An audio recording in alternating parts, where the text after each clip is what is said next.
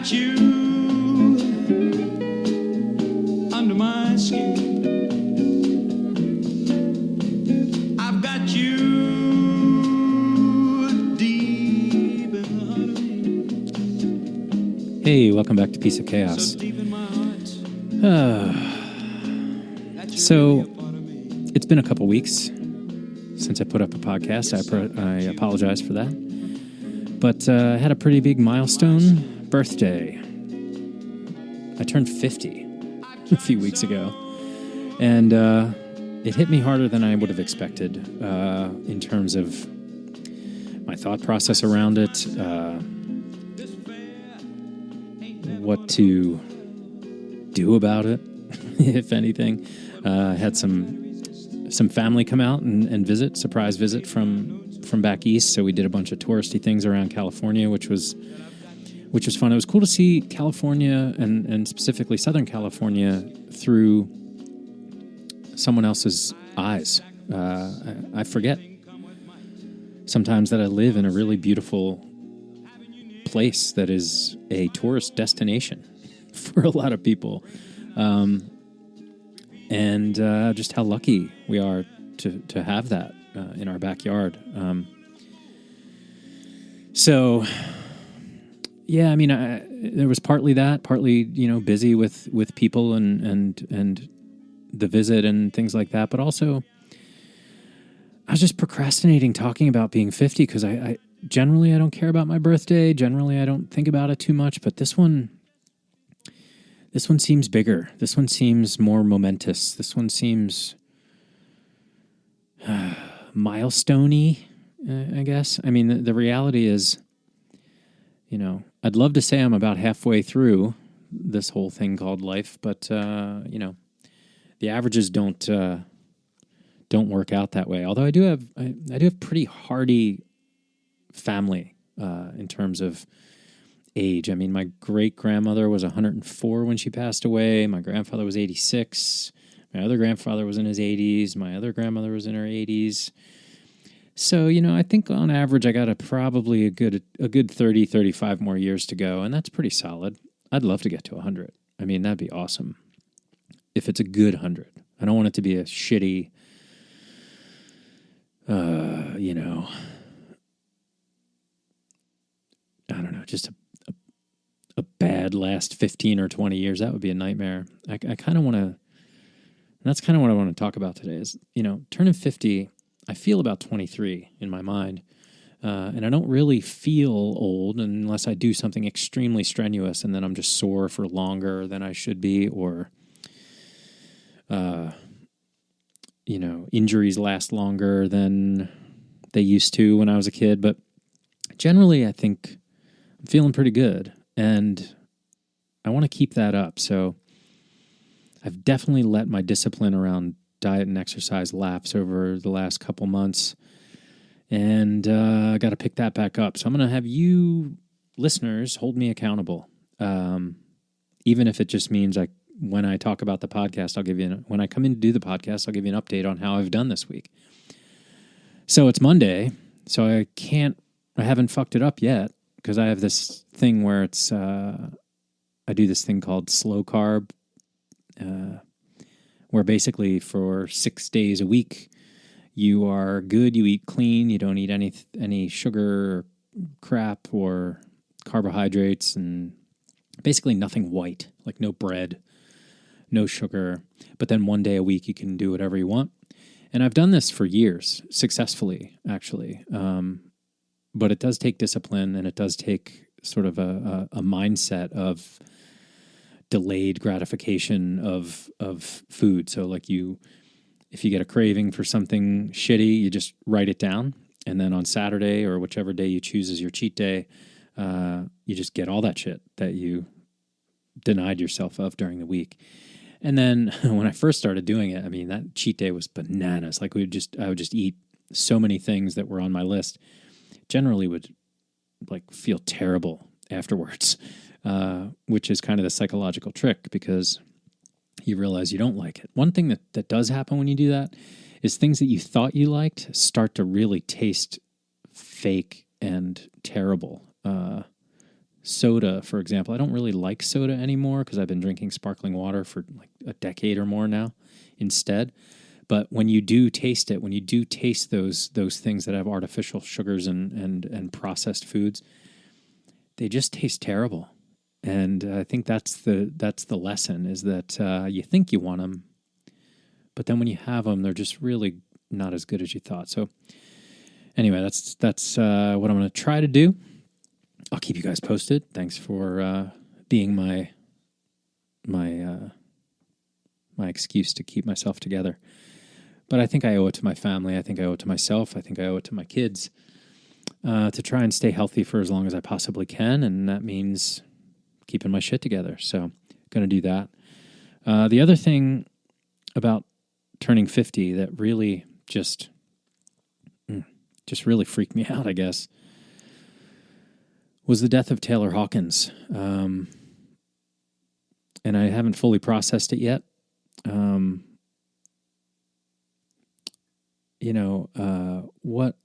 What a light that guy was. What an incredible musician and energetic presence he was. And it really hit hard to see, especially, on the Grammys when they had the tribute and all that stuff. They put the years up on the screen, and to see that 1972 just really hit hard to think about.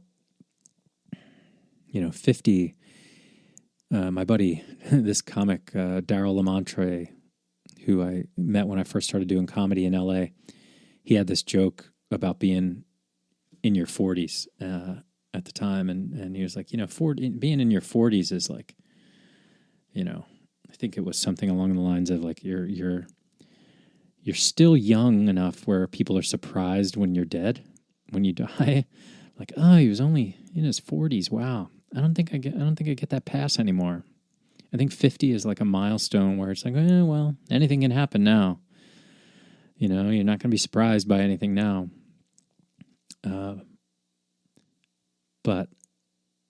I'm going to do my best. I'm going to do my best to keep it together, to stay healthy, and eat well, and continue to exercise and do the things that I do, because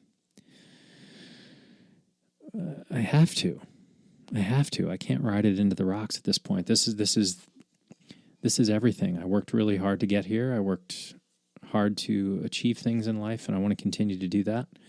I've also started the cover band back up. My 90s cover band. I haven't done it for like 5 years now, but during the pandemic, just started playing a lot of drums and gearing up to do it again, and called up the guitar player and the bass player who I was in the band with before, and we got a new singer and rhythm guitar player, and that is Jacob Givens, my good buddy Jacob Givens. He's been on the podcast a bunch, and it's just so much fun. It's so much fun. We've rehearsed a couple times, and I think we're pretty good. We should start gigging pretty soon. We're pulling our sets together and tightening up on things, and it's the best. It's so fun. But the thing is, to play drums for 2 or 3 hours straight at that level, especially playing 90s songs, you got to be in good shape. You got to have your cardio together. Looking forward to the workouts and the sweat, because man, I remember playing those gigs. Man, you just get really sweaty, really, really worked out, and it's just the best. It's just the best workout. And so much fun, but you got to have the stamina to be able to do it. And, like everything, I feel like I'll be fine, but the last time I did it at that level was 5 years ago, and 5 years is a long time when you start to get up to my age in my day. But, yeah, so for all those reasons, I'm going to keep it together. I'm going to, do the best I can, and just try to live every day in gratitude and be present. And, what's that saying? Every day is a gift. That's why they call it the present, right? So I'm going to do that. I'm going to live as best I can for as long as I can and handle the things I can control. Yeah. So anyway, thank you guys for listening. Thank you for subscribing. Please rate and review if you enjoy the show. Please tell your friends. I know these solo ones are kind of just bullshit. They help me get through the day and think about things to talk about. And this one, like I said, I procrastinated putting one up for a couple of weeks because I was like, I don't know what to say. I know I'm going to talk about being 50, and I wanted to get through it a little bit before I did that, get on the other side of it and see how I feel. And